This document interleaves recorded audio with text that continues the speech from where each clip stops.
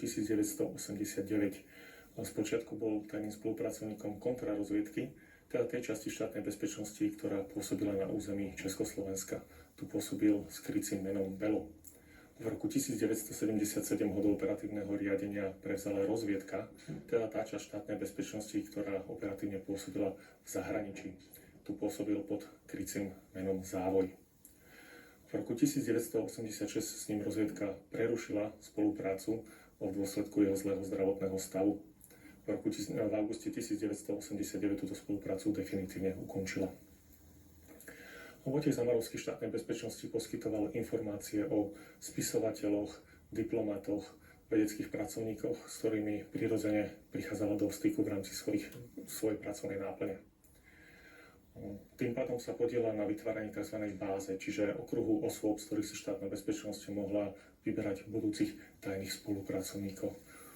To znamená, že o týchto osobách poskytoval informácie, čo sa týka ich charakteru, osobnostných kvalít, ale aj profesionálneho zamerania, pôsobenia, kde štátna bezpečnosť mala záujem najmä o prístup týchto ľudí do politických objektov alebo objektov bezpečnostných zložiek.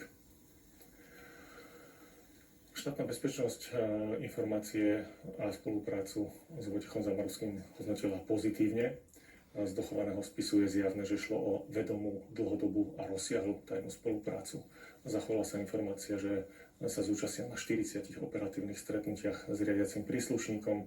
Z týchto stretnutí sa zachovali písomné správy, ktoré napísal príslušník štátnej bezpečnosti, ale aj správy, ktoré vlastnoručne písal Vojtech Zamarovský. Za svoje informácie Vojtech Zamarovský dostával od EŠTB finančné odmeny, ale aj rôzne nefinančné benefity. Napríklad štátna bezpečnosť zabezpečila pre jeho rodinných príslušníkov možnosť vycestovať do západných krajín, ale aj bezcolný priebeh na hranici. Pre jeho dceru zabezpečili výjazdovú doložku na 360 dní do Británie a na Cyprus. V konečnom dôsledku štátna bezpečnosť spoluprácu s Vojtechom Zamarovským hodnotila pozitívne.